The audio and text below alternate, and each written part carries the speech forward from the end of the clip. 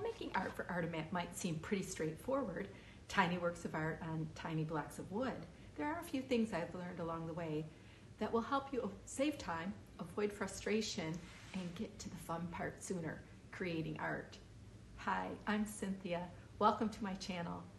And I'm all about helping motivate or inspire you to discover or rediscover your own creativity. If you saw my last video about how to become an Artomat artist, you'll know that I created 7 different series, each with 50 blocks.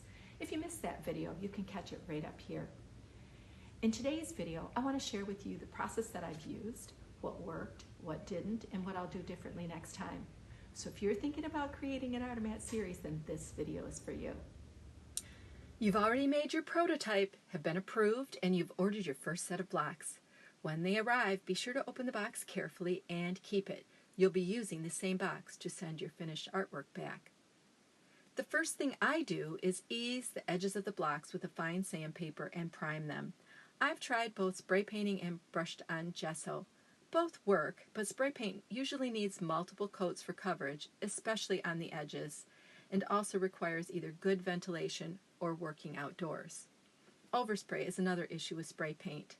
Even though it can be a bit tedious painting 50 blocks, I think priming with gesso works best because spraying takes at least as much time. Once the blocks are dry, you're ready to create. But first, read the Artomat guidelines carefully because some media, like markers and photography, aren't allowed, and anything that changes the block thickness, like built-up collage, will prevent it from working in the machine. Now you can go ahead and paint, stencil, ink, or draw your art directly on the blocks. You can create one large artwork, cut it in pieces, and adhere it to each block. This can be great for efficiency. Again, just watch your paper thickness. You can do one design in different colorways, or even 50 unique themed designs. Another method is to create 10 blocks each of 5 designs that have a cohesive theme. I used that method in my Veiled Faces series, which you see here. I carved 5 lino stamps and created 10 prints of each. At this point, you can decide whether or not you want to address the sides of the blocks. You can put designs on them, paint them a different color over your primer, or add your signature. I've done all of those, but to keep it quick, now I simply touch up the sides with more gesso if they look messy. I identify my work with a label on the back. At this point, you are ready to seal your blocks, which may not be needed. You'll have to use your own judgment depending on the media you use. I've sealed collages and image transfers to brighten them up, but it's an extra step. A word of caution here, don't use Mod Podge as a sealant as it reacts with the acetone wrapping.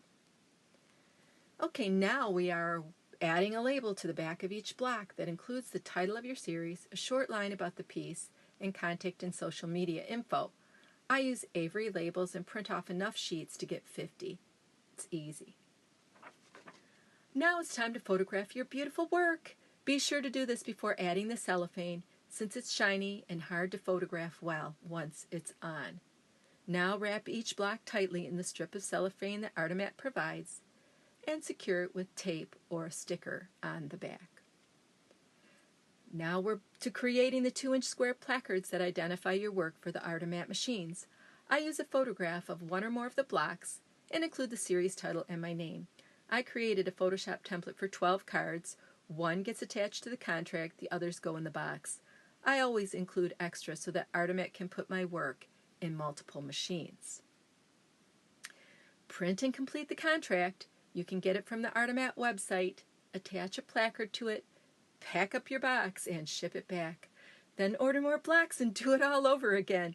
There's no limit to the number of series you can create. Artomat needs a lot of art to keep the machine stocked, and they are always looking for new artists. Next, be sure to follow Artomat on Instagram. They regularly post restock pictures. I love zooming in on their photos to look for my placards. I've spotted mine a couple of times. Last but not least, do a happy dance when your green cards and check arrive in the mail. I really enjoy creating these little works of art and sending them out into the world. I'm not sure where they end up until I get my little green cards in the mail, but it's really rewarding. If you're thinking about creating an Artomat series yourself, leave me a comment below. And also, if you enjoyed this video, were inspired or motivated, please consider hitting that like button, and subscribe. I have more creative content coming soon. So until then, just start creating.